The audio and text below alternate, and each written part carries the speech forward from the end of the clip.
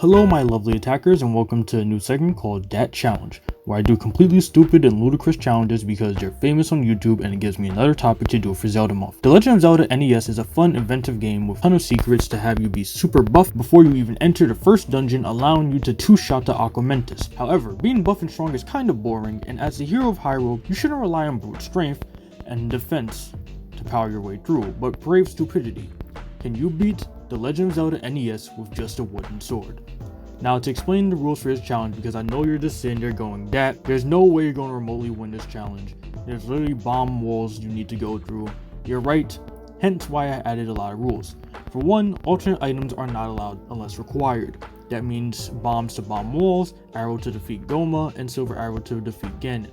Speaking of which, though, since there will be times I'm forced to use items, I put a bunch of stupid restrictions on that too, to make the challenge, well, still a challenge. For one, I cannot buy stocks for any item unless required, like the bait and the arrows. Everything else must be attained via drops. There will be no upgrades allowed, meaning no 16 bomb bag. Also, only alternate items I'm allowed to get are required items, though I do not get the book for memes because how the heck am I going to use the book without the wand? This also stacks the passives too. Any passive item like the ladder and raft are fine, allowed since they're required. However, the master key, blue ring, red ring, magic shield, and power bracelet aren't allowed at all. Also, of all the drops, I cannot touch the clock when I get it. Potions are also banned, so from all these bans, I think you can see just how bad this challenge is. And I need to note,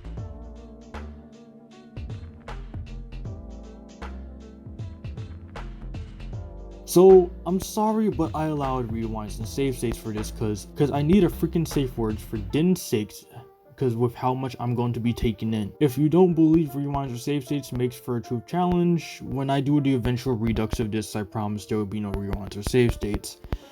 I'm going to regret that so heavily. Also, before you ask, rewinds did not make this that much easier. The most that you get out of it is that you don't have to walk all the way back to the boss room.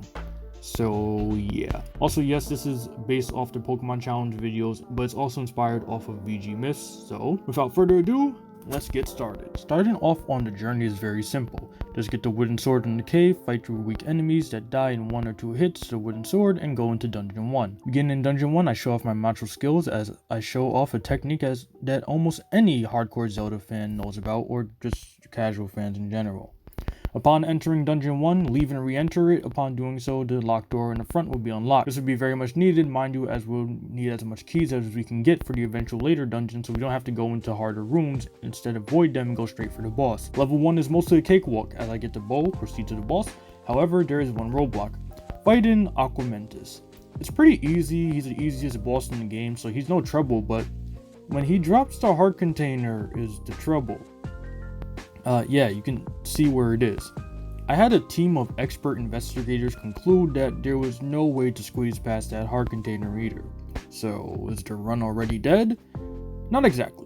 I knew that 3 heart Zelda runs existed in NES Zelda, so I decided to take a look and found this strategy. You wait for it to move out into the middle of the room, and when he leaves enough space, go into the tile next to the shutter door and finish it off. You need 3 full hearts for this, or you're not going to be able to harm him. Through doing this, you can go right without collecting the heart container, allowing you to continue your 3-heart run. After avoiding that roadblock, I was almost afraid of having to pull very specific scenarios like that again.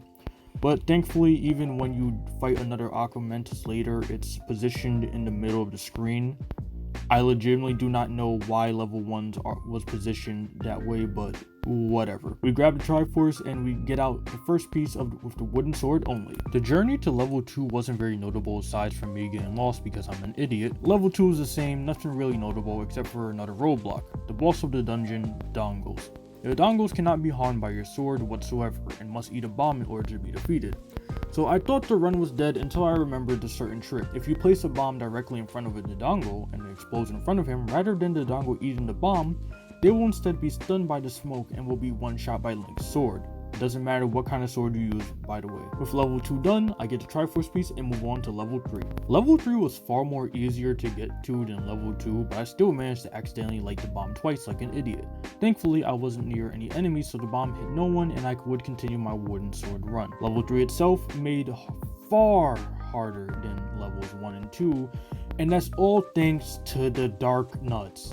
These enemies can only be hit from the back, they have shields in the front, and there's a large number of them in enclosed space, and they do not have a set movement pattern, and it's far more random. That means if you're right next to them, they can turn to you at any moment without you realizing. The only strategy I can give is shooting them from afar and hiding in the door so they can't hit you. After defeating these Darknuts, it takes me down to a room with more Darknuts. Come on, this is more than the previous room. Thankfully, these Darknuts aren't required to be killed to advance to the next room, so I sneak on by them and get the rat. This is our first required passive item as it gets us to level 4. After fighting a bunch of Darknuts again, I go to the boss himself, the Manhandler. Good God. Or Fury. Reminder that we're not using bombs for this run, and I only have 1 heart left. The Manhandler moves fast, and with each body part it loses, it moves even faster, and it shoots unblockable projectiles. Mind you, you're in a closed space, and you move on a grid-like movement, while the Manhandler moves in a diagonal-like movement. You can see just how bad things get in this fight. Thankfully, I pull through somehow and get the Triforce piece. Level 4 has to be the easiest level to get to as long as you know where it is. Not many tough enemies in your path. This level introduces us to Like-Likes, who are barely threats. You see, we have no upgraded shield for them to take away from us, and if they do hit us, we can just kill them while they eat us. So it's kind of funny how this challenge makes enemies like this far easier than it would be in a regular playthrough. Anyway, after defeating the enemies, I get to the next required passive item, the ladder. I was ready for a smooth breeze after the last dungeon, and then a Manhandler appeared. In a far less spacious room, both doors locked. As I cried into the heavens, I defeated the Manhandler. Eventually. After that, the rest of the dungeon was pretty easy. The dungeon boss, the Gleeok, is annoying but nothing terrifying.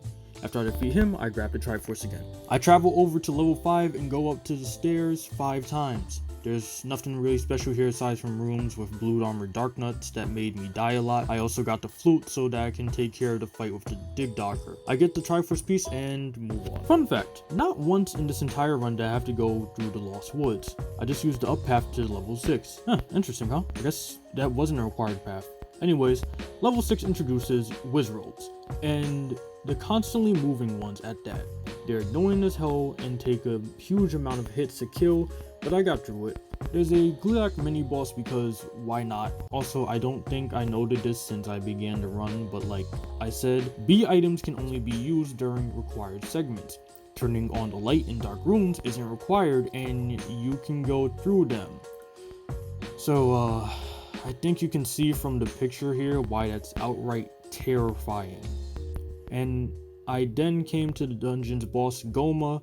For some reason I thought you could harm Goma with the sword and that it would just take a lot more hits, but nope, arrows only, and I didn't get any arrows by this point in the game because I thought they were drop items. After realizing my mistake, I quickly left the dungeon, got the arrow, and secretly planned an accidental death for the shopkeeper with it, and went back promptly to one-shot Goma, getting me the 6th piece. Level 7 has really nothing new.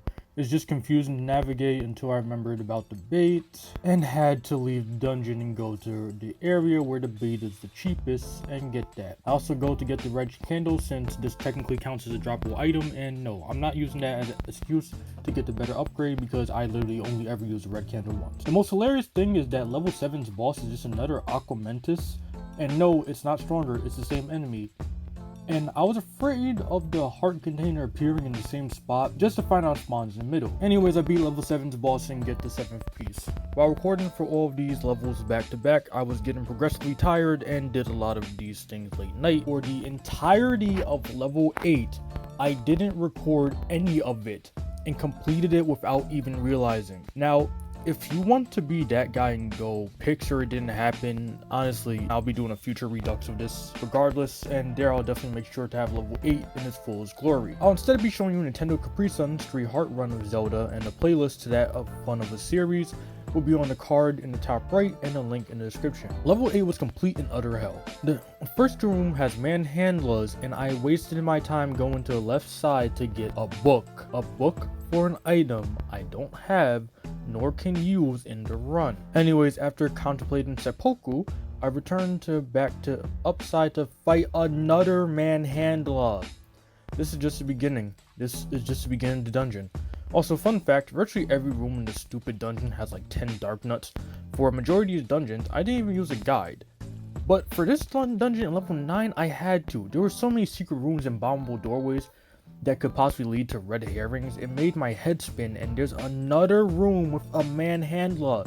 That's 3 whole rooms fighting the same boss. This dungeon kicked my butt in every possible way, but thankfully I somehow pulled through. I need to thank some of my Discord buds for this, definitely though. Sitting in a cold with them really helped with the monotony. Anyways, the boss of this dungeon is 4-headed Gleeok. Do the same strategy as before and grab the final Triforce piece. We are almost done. The trek to level 9 was the hardest so far just due to the enemies in the area Death Mountain. But after entering level 9, I can say it's hard but nowhere near as terrible as level 8. There are a lot of rooms and this can take forever. Just to give a round estimate, it took me around 43 minutes to complete this, even while using a level 9 fastest route guide. But thankfully by this dungeon, there's no real roadblock and I didn't have to fight one manhandler. The enemies I had to fight the most was Rizrobe, so even Dark Nuts were as common as they were in level 8, at least for the route I took, and thanks to me keeping all those extra keys, I did not need to go across a bunch of rooms farming for keys. So I go to get the silver arrows and fight Ganon himself. Ganon is difficult, but what I find hilarious is I still find the manhandler harder.